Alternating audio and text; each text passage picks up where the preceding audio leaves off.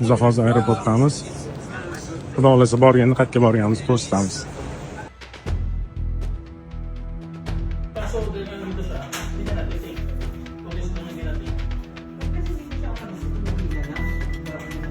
Biz O'zbekistondan Abu Dabiga uchib keldik. Lekin Abu Dabida registratsionni birinchi marta kelganlarni registratsiyadan o'tkazar ekan, registratsion punktdan bizani qo'yib yuborishmadi.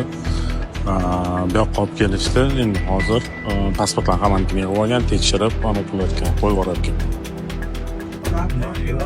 O'rtoqlar biza Abu Dabi aeroportiga keldik.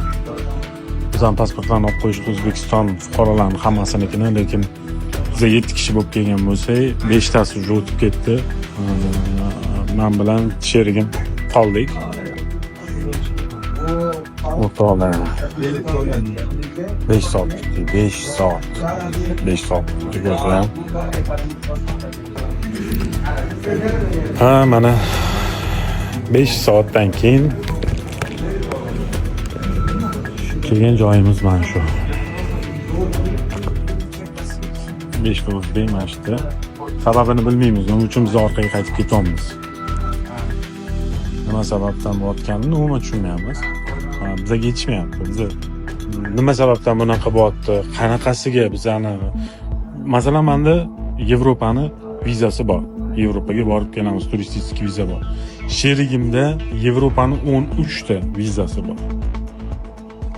Undan tashqari Emirates vizasi bor. Oldin viza rejim bo'lgan paytda kelgan. Yaponiya, Xitoy vizalari bor.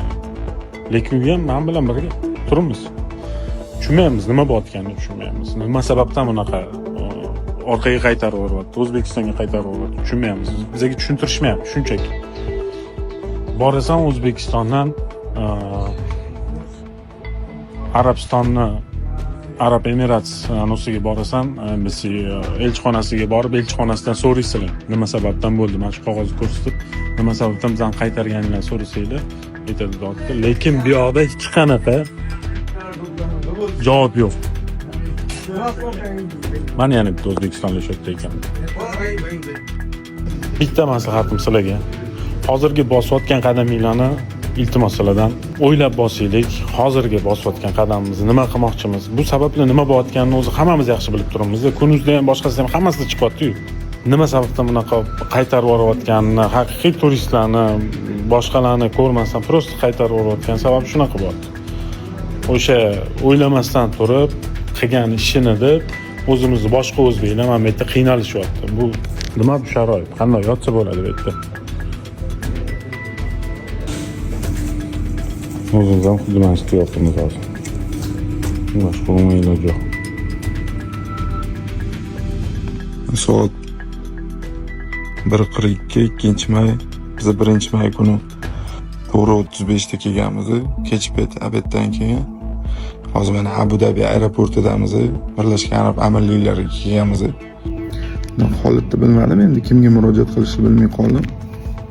Elchixonaga murojaat qilaylik desak, bizning yo'qqa turistimiz hali tamojniy kontroldan ham o'tmaganmiz, sim karta ham olmaganmiz. Elchixonaning telefon raqamiga men to'g'ridan-to'g'ri telefon qila olmayman, chunki sim kartam yo'q. Bu yoqdan telefon qilishga ber desak, biz yordam bermaymiz deb aytishdi. Telefon qilib bog'lab bermaymiz deyishdi. Soat 4:30da samolyotdan tushgan bo'lsak, soat 7:30gacha 3 soat bizani prosta hech qanaqa sababsiz ushlab turishdi. Qanaqadir misol uchun asos ko'rsatishmadi. Shuning uchun endi hozir biror narsa deyishga ham hayronman. Ertaga kunduz kuni elchixonaga bog'lanishga harakat qilamiz. O'zbekiston Respublikasi elchixonasiga Abu Dabi shahridagi bog'lanib, savol so'rab, o'sha nima masalalar bo'lsa, ularga murojaat qilib aytiladi. Ertaga xudo xolisa shunga qarab turib sharoitini ko'ramiz. Qanaqasiga bizani o'zimizni hujjatlarni o'zimizni qo'limizga bermaslik mumkin. Biron bir ayb qilganmiz, yoki nimadir qilganmiz, tushunmayapmiz. Prosta qo'lida. Mana hamma o'zbek pasportlar shunday. O'zimizni bolalar hammasi. Do'stlar, biza yo'lga chiqdik уже. Soat obeddan keyin 16:45. Men qo'lida bizani pasportlarimiz bizga bermayapti. just for the first time.